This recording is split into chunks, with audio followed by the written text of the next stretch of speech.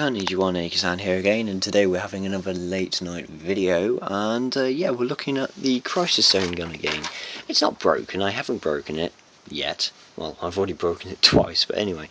Yeah, I was looking at this and just wanted to mess about with it, do a bit of research on it, because whoa.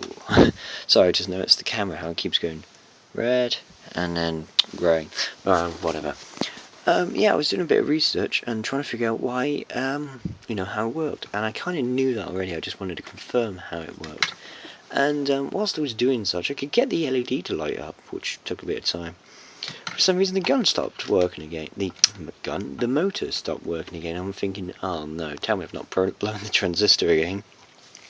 No, nothing like that. I mean, I was trying to figure out for ages what was going on. And I tested this board, the transistor worked okay, there was no problem with the PSU, the 24 volt PSU, the motor was functioning. If I shorted these two harnesses together, that would work fine. If I sort of shorted some parts on the transistor, it would work fine, but it just would not work normally. Because over here we have the actual gun harness connector, and this is the 6-pin connector, which essentially pin out goes, what is this? Pin 1 is here. This one here, which is trigger. This is trigger. One pin of the trigger. One pin of the trigger. This pin is the motor enable. You ground this to enable it. This is the motor error. Basically, I think this. I don't know if it goes high or low, but one of the two. If it goes into one of those two states, it then registers the motor having a recoil error, which basically means the motor can't work. This is the second part of the trigger. This is the LED enable, which is over here, because by default it's actually off, so you have to enable it manually. And this is the ground. And I've been trying to figure out why it wasn't working. See, I got a new power supply, the little black one there. That's 24 volt at about 2 amps. I mean, I was using a ridiculously thin cable, but it should still work fine, or give me something. And yeah, it just wouldn't do it, and I couldn't figure out why for ages. And in the end, it turned out to be something incredibly simple. I'll just go into detail of how this actually works. Now, I mean, if you want to make your own, if you've got a board like this, or it's completely mangled, or you just don't have it, or whatever, excuse me, to make these is not impossible. In fact, it's very easy. You just need several different off-the-shelf components. I mean, you could essentially build your own replica of the board. The only things you need are, well, you need a infrared LED, you need some connectors for your motor connectors. These are actually Molex terminals, if I believe. You need PNP transistor that are capable of handling about an amp, I would say. And I've said that in the past, so PNP, either way. As long as its pin out goes from pin 1 to pin 3, goes emitter, collector, base, you'll be fine. Obviously the SMD components will be better for this task. We've got a 3 volt regulator here. This takes the LED VCC, goes to 3 volt on the output pin, and that goes into this transistor, and that's basically what runs this LED. Got, what was that? 220, so that would be, I think that's what was that, 22 ohm resistor, is that?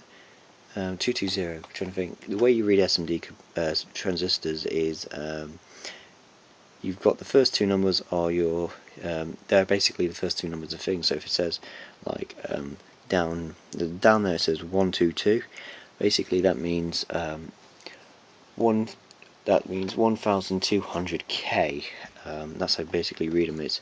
So 1 2 would be your 1 and 2 for the 1200, and then the 0, or the third number, is how many zeros. So that's a bit complicated. I could go into more details, but I'm tired. You need that. You need a couple of, what are they, 100 mic caps at 6 volts. Not impossible to get. A couple of surface mount caps, but they're just probably regulating the voltage. Not regulating it, coupling it, I think, or smoothing it out. You need a couple of, what is that, 122, so that's another 12K. But anyway, I could go into details of how this thing's built together, but anyway, I'll just throw it away. these are all off-the-shelf components. Now, the way this gun board actually works is you feed it 24 volts and you feed it 5 volts through the main connector for the LED VCC. Sorry, and what it does is basically the transistors control all the action. So when you ground the LED on or the motor on, it turns on these either one of these transistors and then does the appropriate action. So LED turns on the LED and motor turns on that motor.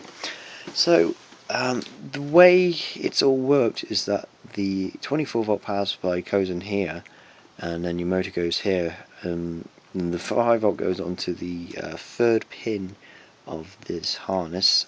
First two pins are motor on and motor error. Then the next two pins are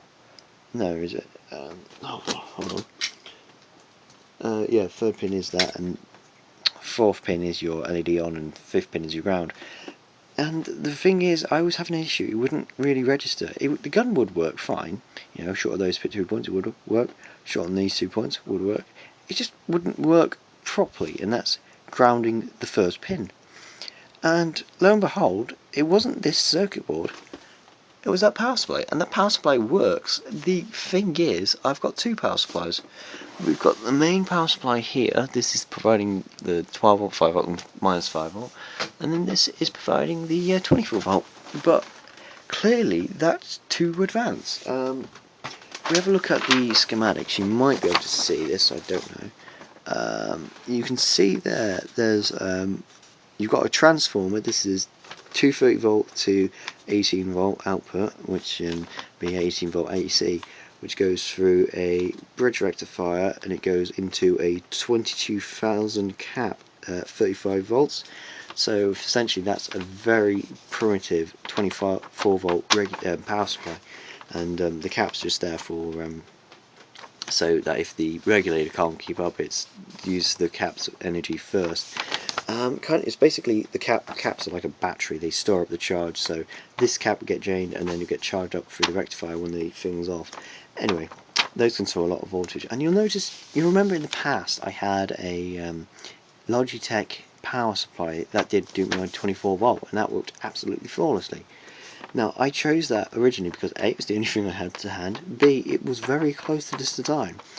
I went for that new power supply because it's, again, 24 volts, regulated, and it was very well built. It's got a nice case, and it had a key start switch, and the key start I ended up using to try to turn the base on, but the thing is, it just didn't seem to work, and the reason is just because it's too advanced.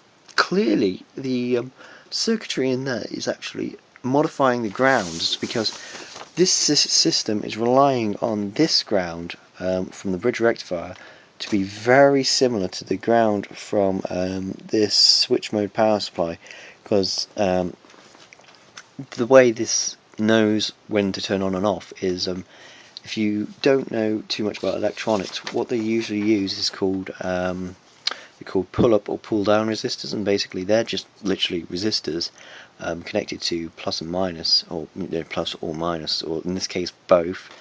And to select between the two two settings, you just feed it one of the plus or minus. So detailed explanation: if you have a transistor, no, let's say a button, because controllers are a lot easier to understand. You've got a controller, and with the buttons, they've all got a pull-up resistor to 5 volt. So that button is essentially got 5 volt going into it, and then it's got the signal pin on the other side. So when the game system or the controller wants to read the data, it reads the 5 volt at first. Now when you press it, because the 5 volt is actually going through a resistor, which is usually about 10k, or in this case 30k, or about that.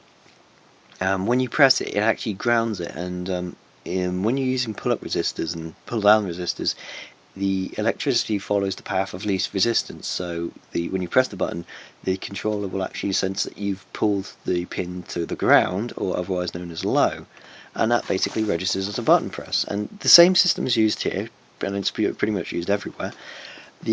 But this is a bit different. You've got this pin here is the base.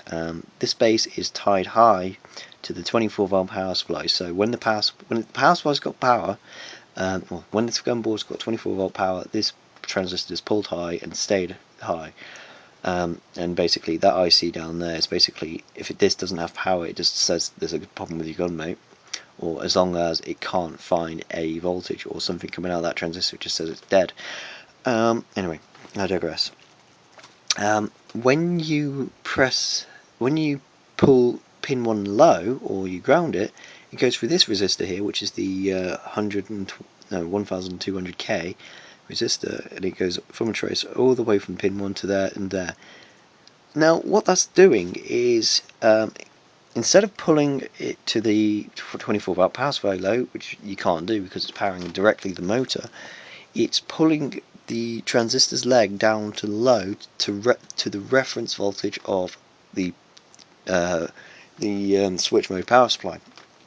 And when I say reference, I mean, so ground is essentially a reference saying this is what we're working with, and then the plus and minus voltages are just basically deviations of the reference voltage. Trying to keep this simple, but it's kind of hard to. So basically, when this is pulled low by this, when the controller board pulls this low, it essentially turns on the transistor, but that's relying on the fact that the ground pin of the 24-volt power supply and the ground pin of the actual PSU are very similar, because if they're out by, I don't know, it's like maybe a half a volt or maybe a volt or whatever, I couldn't really read the difference because obviously the two different power supplies is not that easy. But if the ground voltages are too different, then the transistor's in a state it's like, well, I don't know what to do, because it's pulled high, it's definitely pulled high by the 24-volt power supply, but then it's reading this mysterious voltage from the other pin, because although that's 0 volts to the ground of the 24-volt power supply, or in fact just in reference to the 24-volt power supply, it's going, okay, so I've got a signal, but it can't tell if it's high or low, and it just pretty much, well, obviously it does tell the difference, but it pretty much goes to high because it's not similar enough. I mean, this is a very long explanation, but I thought I'd go into details of my findings, and essentially that means if you're getting problems with this board and it's not the transistor, and if you checked everything else works fine, check your 24-volt power supply. I mean, this is it was designed seriously around the schematics, and clearly I had these schematics here, and when I was using the old power supply, it was so close to this and pretty much the same. It was almost very close to, if not the same ground as the switch mode power supply, and it was fine. It loved that. It just went straight ahead. Clearly though, because I've got a different power supply, it's just the voltages are entirely different. So I mean, I'm sorry for the long video, but I just wanted to talk really. Clearly check the 24-volt power supply. You must, presumably it means you just can't use any 24-volt power supply. You have to use one that's very simple, like has a transformer, a bridge rectifier, and then a capacitor. And I mean, the other power supply was exactly the same, but that one is very different. It has hundreds, it's got loads of regulators, resistors, caps, loads of stuff to get you the exact voltage. The other one didn't. It was give or take a couple of volts. It didn't have a regulator in it. So anyway, yeah, I thought I'd show that, and I thought I'd show what I've been up to really. So yeah, and Crisis Zone at the minute, I've been talking to the guy repairing it.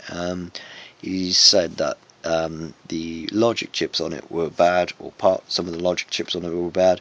The H8 CPU, which controls I/O and I think partly the sound, I'm not entirely sure, that wasn't even active, so that didn't help. Basically the logic chips were connected to the program board, so the program was never running. So the fact we got a green screen was just irrelevant. There was no program ever running. the H8 MCU wasn't even working. We've got a problem with the graphics at the minute, which could mean it's got a graphics failure or it's got a RAM failure. And yeah, so when we saw those two lights, the outside and then the inside, that's basically well, you had all of them on, which is the board initializing. Outside was the CPU, I guess, initializing, and the inside was trying to load a program. Now it couldn't load the program, so that was it. It just crashed.